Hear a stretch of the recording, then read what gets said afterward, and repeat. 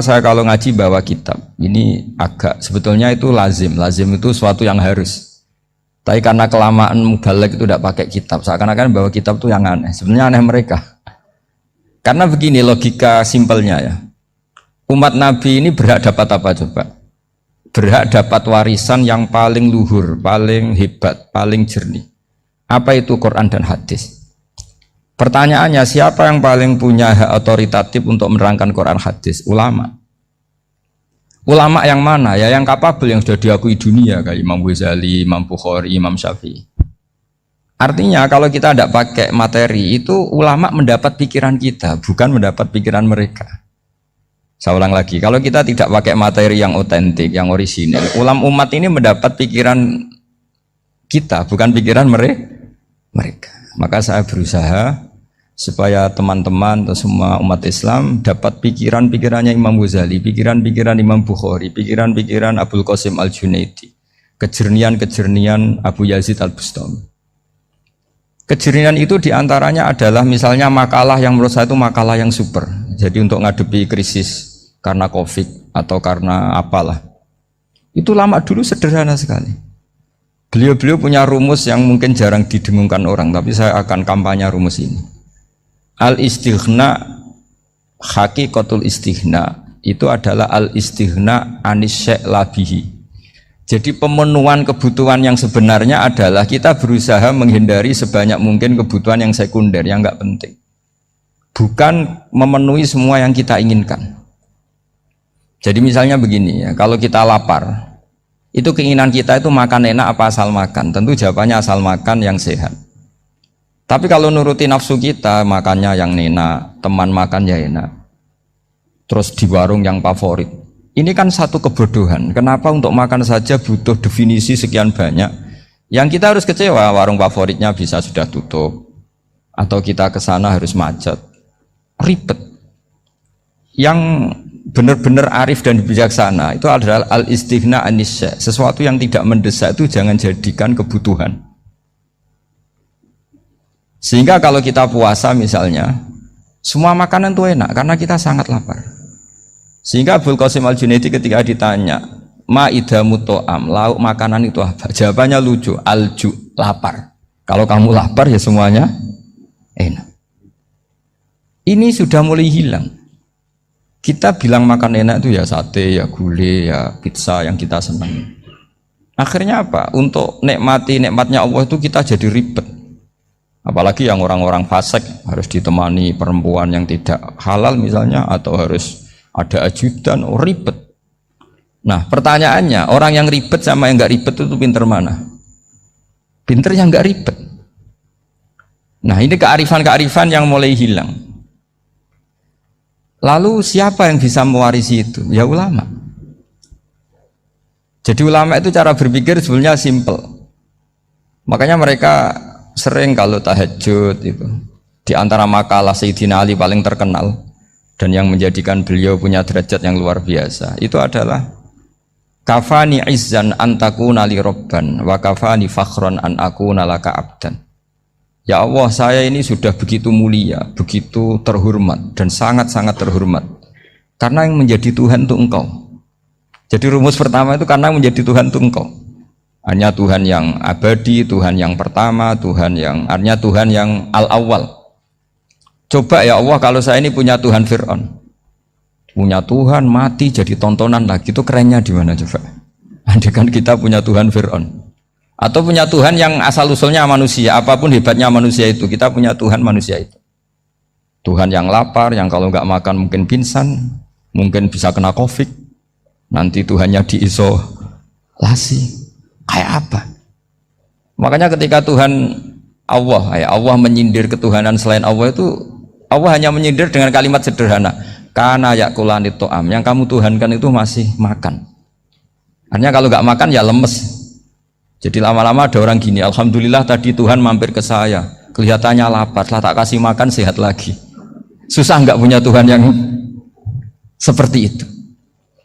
Beda dengan Tuhan kita. Tuhan yang nggak butuh makan, nggak butuh minum, al-qayyum, zat yang berdiri sendiri tanpa butuh yang lain, al-awwal. Sebelum ada langit bumi sudah ada Tuhan kita yaitu Allah. Bandingkan dengan Tuhan-Tuhan yang dipertuhan yang lain, yang adanya setelah bumi, misalnya Fir'aun dan sebagainya. Sehingga Sayyidina Ali pertama jadi kebanggaan apa? Kafani izzan antakuna li robban. Saya ini keren betul karena punya Tuhan yaitu engkau.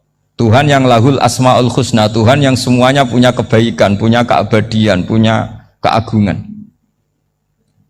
Terus wa kafani fakhron an akuna laka abdan, dan saya bangga sekali karena saya menjadi hambamu. Kalau saya jadi hambanya Pak Rektor ribet kan, sudah tak hormati ternyata nanti tidak rektor, ya kan ribet kan. Terus pokoknya ribet, jadi budaknya manusia itu ribet.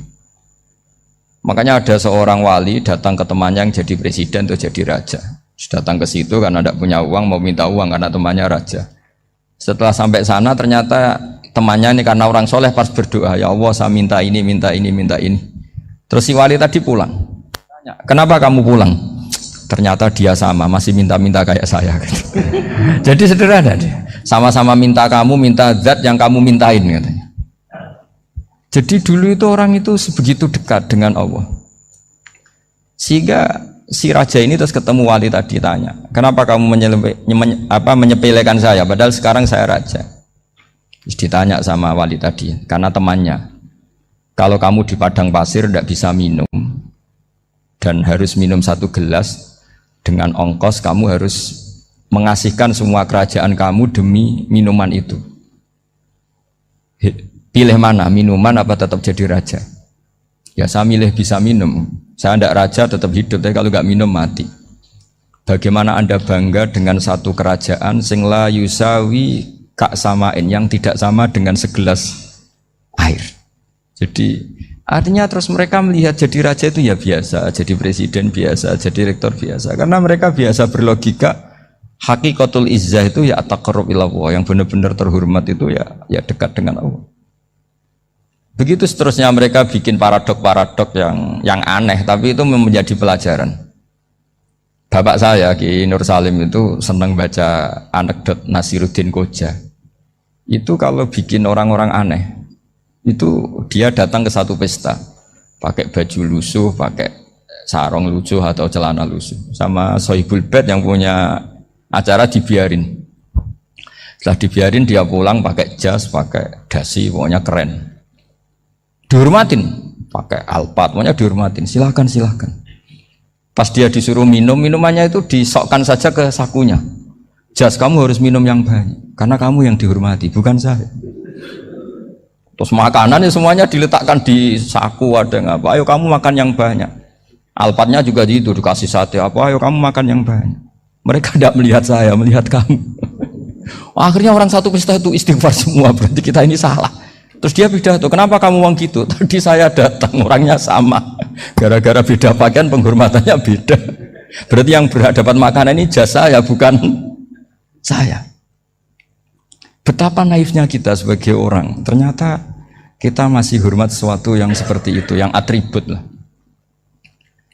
Jadi orang-orang sufi itu orang yang bisa menertawakan dunia. Akhirnya ya, pertama dia dianggap orang gila, masa jas dikasih makan, dikasih minum. Tapi secara fikih dia benar, haram dia makan. Karena pas dia datang dibiarin, setelah pakai jas dikasih makan. Berarti hakikat yang dapat rezeki siapa? Jasnya apa orangnya? Jasnya apa orangnya? Jasnya. Jadi itu orang-orang sufi, kearifan orang-orang dulu itu bisa ngelola hal-hal yang keseharian menjadi luar biasa. Ada seorang wali melihat istrinya makan 1 piring, anaknya makan 1 piring, ditanya, kalian kenyang? Wah kenyang sekali.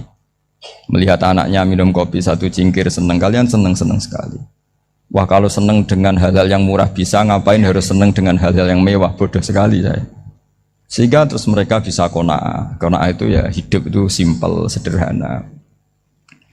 Jadi tentu saya tidak akan ngomong yang muluk-muluk, selain itu tidak bidang saya juga apa ya. Kita ini butuh obat di kondisi Covid seperti ini, butuh kesederhanaan, butuh apa ya? Istighna tadi. Kita harus istighna billah an ghairillah. Jadi sudah cukup bahwa Allah ini segalanya. Sehingga tadi saya dengarin himnenya Unisula, yang paling saya kagum adalah dimulai dengan kalimat-kalimat thayyibah. Di antara tugas suci Nabi Ibrahim dan semua nabi adalah wa ja'alaha kalimatam baqiyatan fi aqibi. Nabi Ibrahim itu nabi yang diberi gelar Allah. Dia adalah nabi yang menjadikan kalimat tauhid itu kalimat yang abadi. Fi aqibih, di anak turunnya, di semua generasinya, baik anak turun karena gen maupun karena pembinaan, karena pendidikan.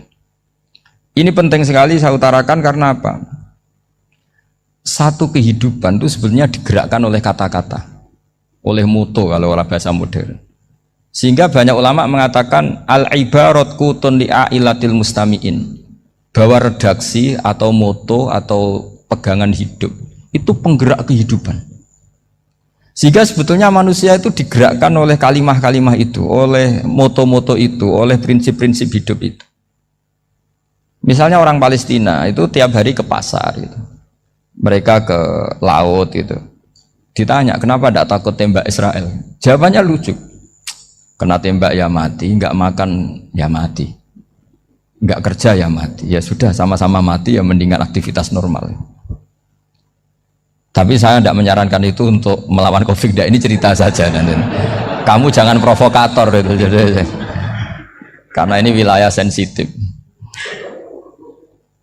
Jadi banyak orang yang poligami, kalau ditanya alasannya gitu, istri satu ya cerewet, dua ya cerewet, mendingan 4 ya banyak ya gitu. Tapi ada yang kebalikan, istri satu cerewet saja hampir jantungan, apalagi 4 tinggal matinya kan gitu. Itu semua yang menggerakkan itu kalimat. Kalimat itu satu pegangan. Banyak orang loh yang nggak ingin jadi rektor tuh banyak loh Pak Bejo. Jangan kira semua dosen ingin jadi rektor. Melihat rektor sibuk rapat mempertahankan reputasi Unisula terus sering pegang kepala, ngapain repot-repot? Jadi tukang sapu aja dapat gaji, ngopi, rokokan, selesai. Bodoh amat jadi rektor, mikir orang banyak loh orang yang nggak ingin jadi presiden tuh banyak karena ngopi nyaman, nggak ada yang ganggu, mau tidur sampai jam 9 siang juga nggak ada yang ganggu, sehingga mereka melihat pegawai negeri itu gak keren, orang kok diatur jam, disiplin. Itu memang cara Allah membagi rahmat. Mau kamu apakan coba? Cara syukurnya dia seperti itu.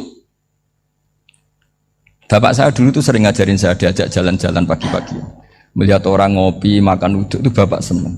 Kok enak jadi wong awam. Ngene esuk-esuk nyemak bocah kesel kabeh kono enak ngopi rokokan. Bapak kadang iri sama orang awam itu iri.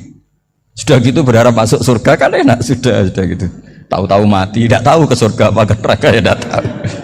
Jadi nah, orang dulu itu orang yang bisa mensederhanakan dunia. Sehingga ya sudah cara bahagia. Makanya saya alhamdulillah saya ini kerjasama sama UII sama beberapa kampus. Memang amdan itu sengaja. Kampus itu ya punya sistem yang nggak bisa mewakili sistem kiai. Kiai juga punya sistem yang nggak terwakili oleh kampus, juga sebaliknya saling melengkapi.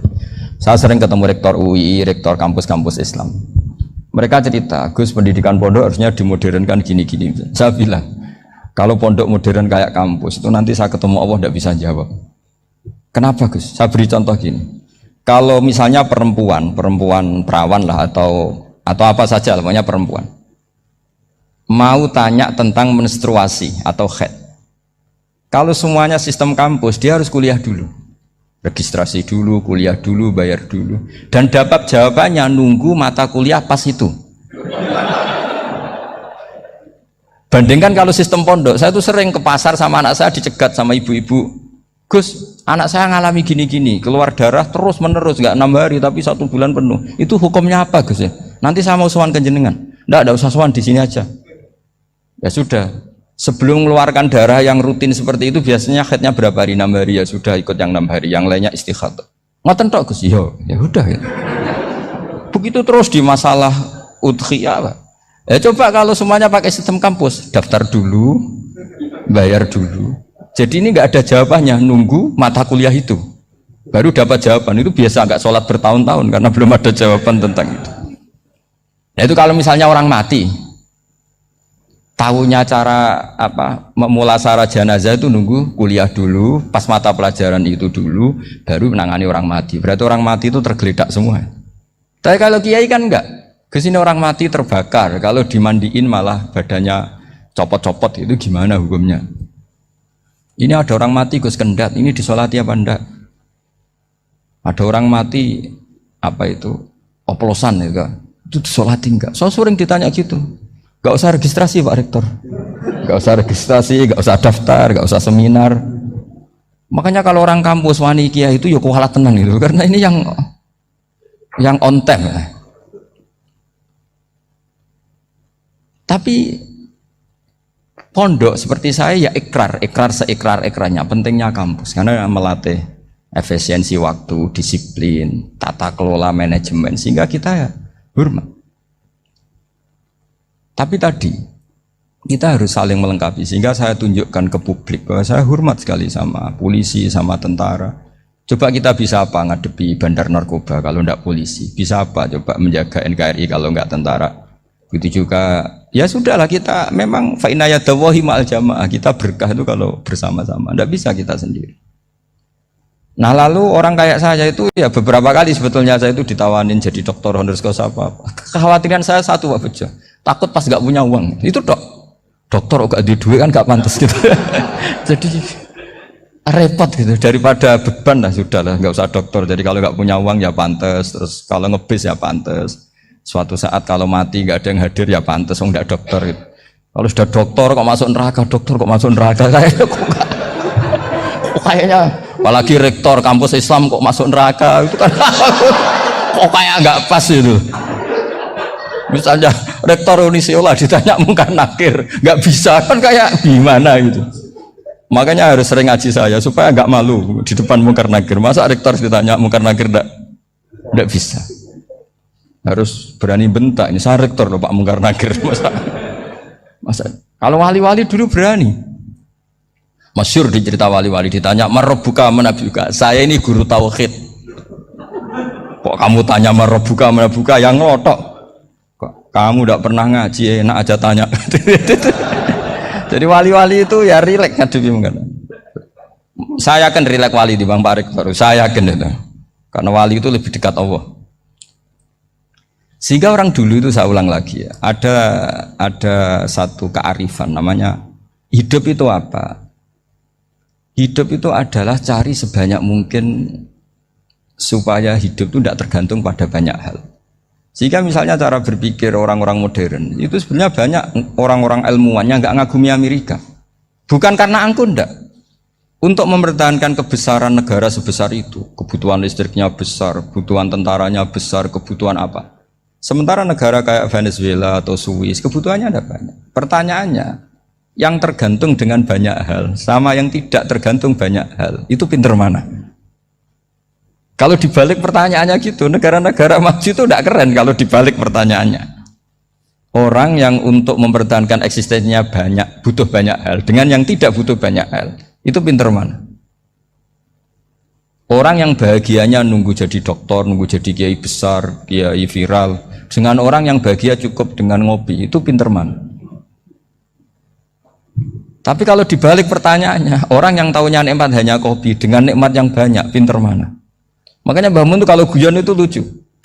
Aku iku saake ambek wong desa sing mlebu swarga. Saya dulu eskal mlebu swarga kok disakeni. Akhirnya beliau memberi penjelasan. Wong desa iku roe pakanan enak, iku mau kopi mbek uduk. Lah swarga iku mau nuruti sing dikarepno. Akhirnya semua mangan wis ngopi, nguduk, ngopi, ora roh pakanan liyane iku ora roh. Nasi mandi ya ora roh, pizza ya ora roh apa-apa. Terus saya bilang, wah lah niku nak nganti selera tentang wanita cantik. Iku juga sederhana.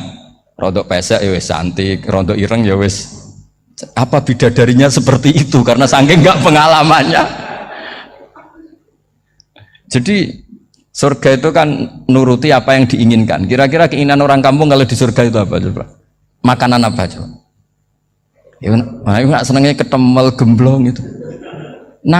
Artinya malaikat lebih suka nangani surganya orang-orang kampung di Bang Pak Rektor. Ini sudah ribet ini.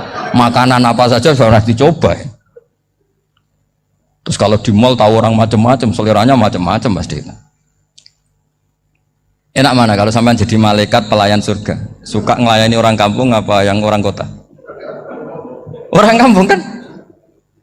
Jadi ya itu guyon ya, guyon tapi itu menjadi pikiran kita bahwa orang yang banyak kebutuhan itu sebetulnya banyak kebodohannya karena menggantungkan kebahagiaannya dengan banyak hal. Makanya Imam Syafi'i ngendikan istighna itu apa? Al istighna anisya'i. Yang dikatakan kecukupan adalah berusaha sebanyak mungkin banyak hal tidak kamu butuhkan.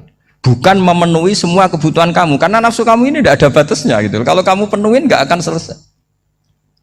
Itu ada perempuan yang kurang cantik itu minta doa saya, Gus doain suami saya kaya, terus tak guyonin, terus nggak minta. Kalau suami kamu kaya, yang pertama dirubah itu apa? Rumah Gus, supaya rumah saya bagus. Kedua apa? Mobil, supaya mobil saya bagus. Nanti yang dievaluasi itu kamu. Mobil bagus, Alphard, rumah mewah, istrinya kamu pasti itu dievaluasi. Langsung nggak usah sudah gini aja kan. Jadi pertama yang dievaluasi itu kaya itu, coba kalau suami kaya itu yang dievaluasi pertama rumah ya, rumah ganti. Setelah itu apa? Mobil. Kira-kira berikutnya akhirnya sudah nggak jadi.